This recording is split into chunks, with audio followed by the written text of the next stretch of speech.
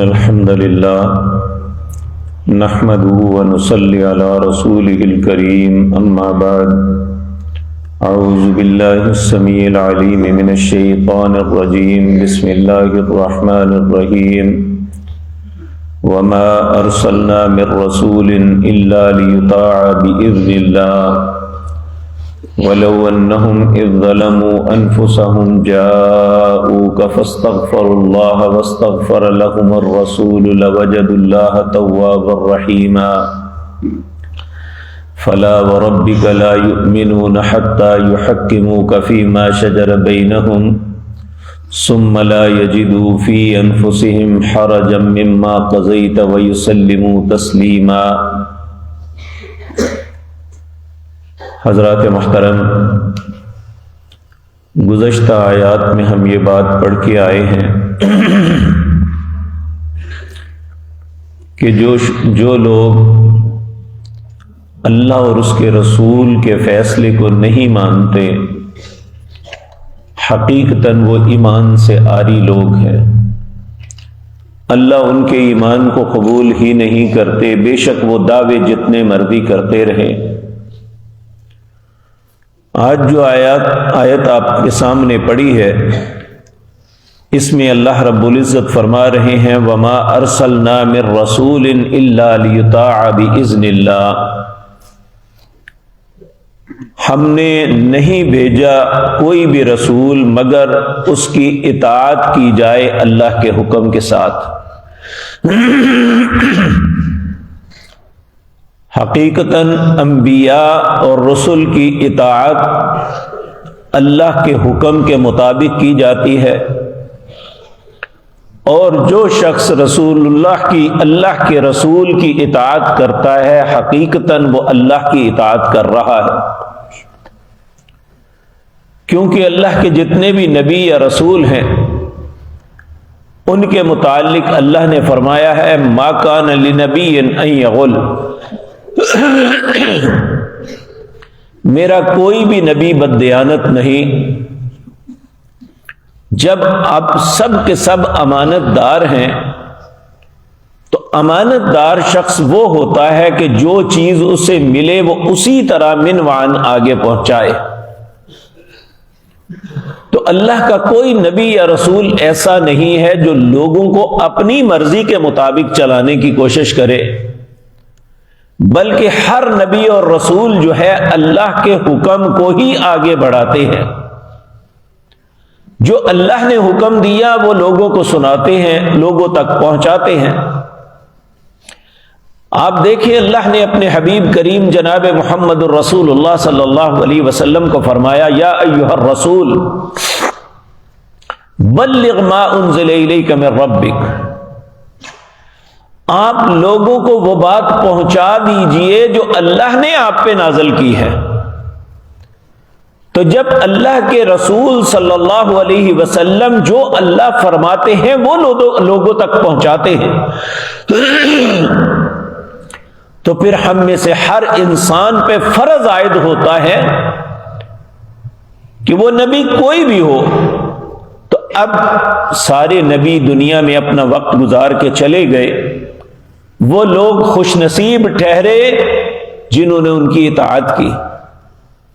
اور وہ بد نصیب اور نامراد ہوئے جنہوں نے اللہ کے رسولوں کی نافرمانی کی۔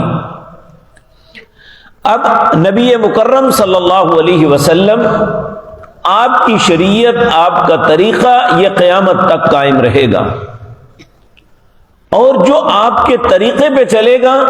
حقیقتاً وہی کامیاب و کامران ہونے والا ہے، باقی سب لوگ ناکام ہوں گے۔ تو اللہ رب العزت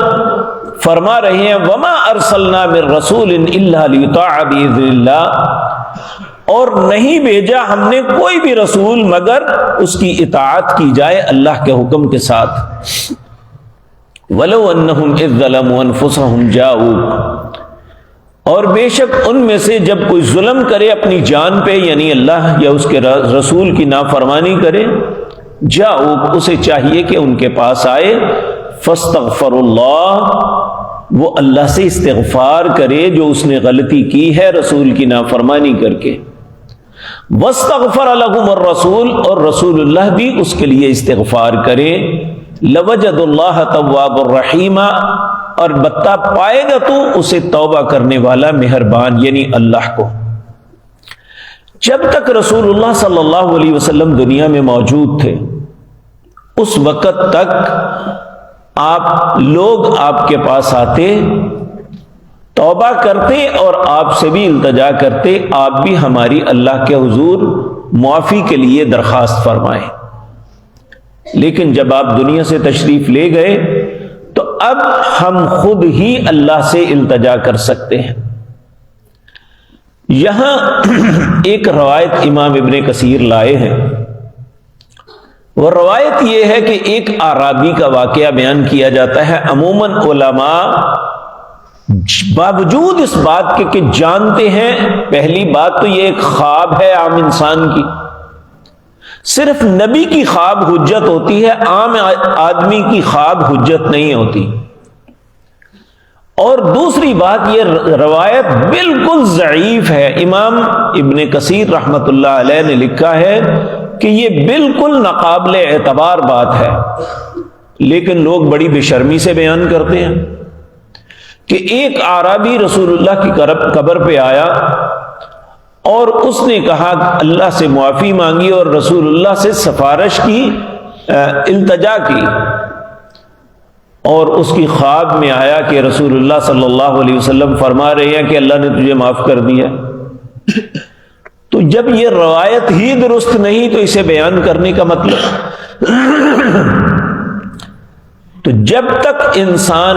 اللہ کے نبی صلی اللہ علیہ وسلم دنیا میں موجود تھے، آج بھی آپ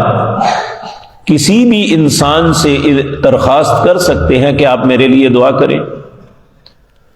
کیونکہ عموماً ہوتا ہے کہ بیمار ہو، تکلیف میں ہو، مصیبت میں ہو۔ آپ دیکھیں بعض اوقات بعض دوست بیٹھے ہوتے ہیں، جب گفتگو توبہ پہ ہوتی ہے تو کہتے ہیں یار میرے لیے دعا کر، اللہ مجھے معاف کر دے۔ تو یہ ایک فطرتی بات ہے کہ زندہ انسان کو انسان کہہ سکتا ہے کہ آپ میرے لیے دعا کریں، اور دعا کرنے میں حرج بھی کوئی نہیں، بلکہ اللہ رب العزت ایسے انسان کی دعا کو قبول کرتے ہیں جو اپنے بھائی کی غیر موجودگی میں اس کے لیے دعا کرتا ہے، اس کی تکلیف، اس کی مصیبت میں دعا کرتا ہے، تو فرشتے اس کے لیے پھر کھڑے ہو جاتے ہیں۔ جو انسان اپنے کسی بھائی کی مصیبت، آفت یا تکلیف کے وقت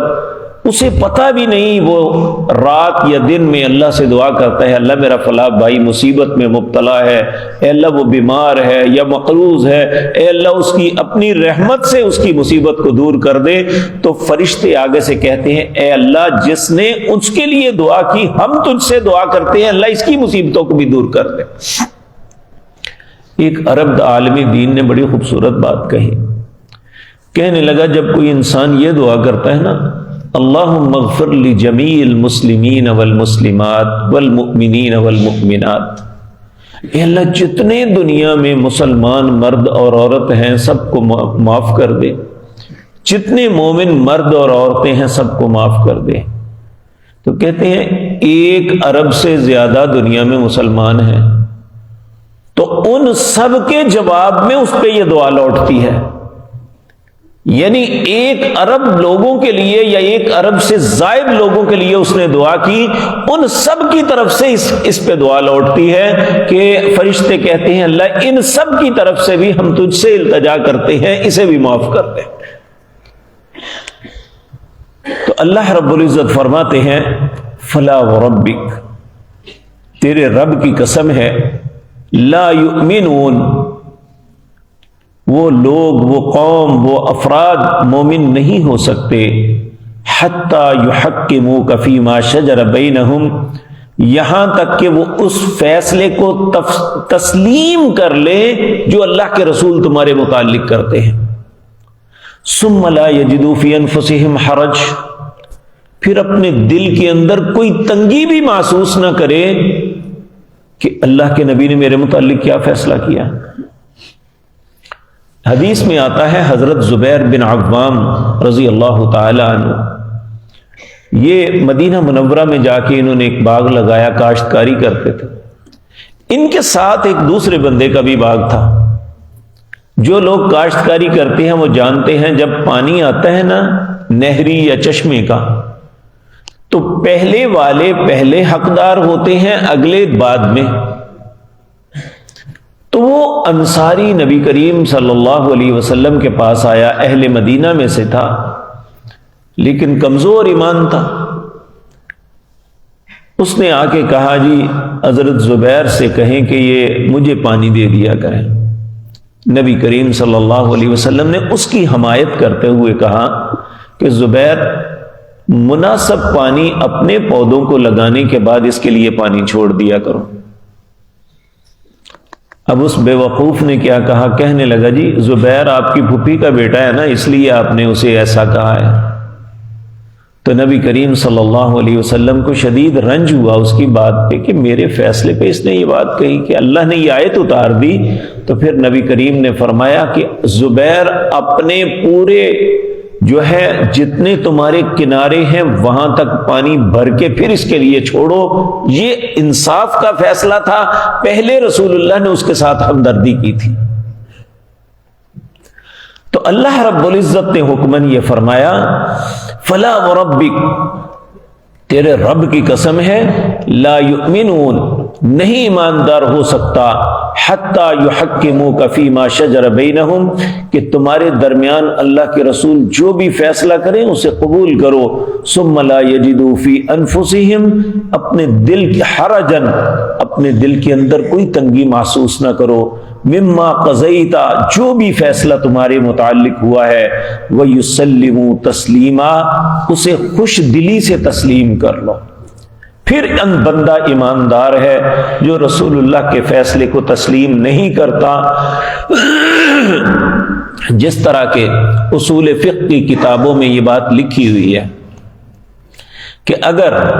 قرآن کی کوئی آیت یا رسول اللہ کا کوئی فرمان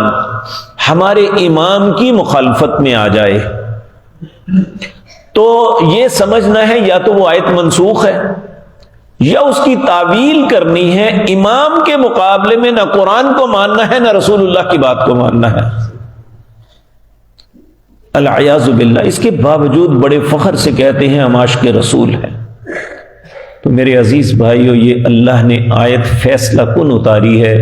جب رسول اللہ کی سنت, طریقہ اور آپ کا فیصلہ آ جائے پھر کسی شخص کو اختیار نہیں ہے کہ وہ اپنے دل میں تنگی محسوس کرے, بلکہ اس کی اطاعت ہم پہ فرض ہو جاتی ہے. اللہ ہمیں یہ باتیں ماننے اور ان پہ عمل کی توفیق عطا فرمائے. اقول قولی ھذا واستغفر اللہ.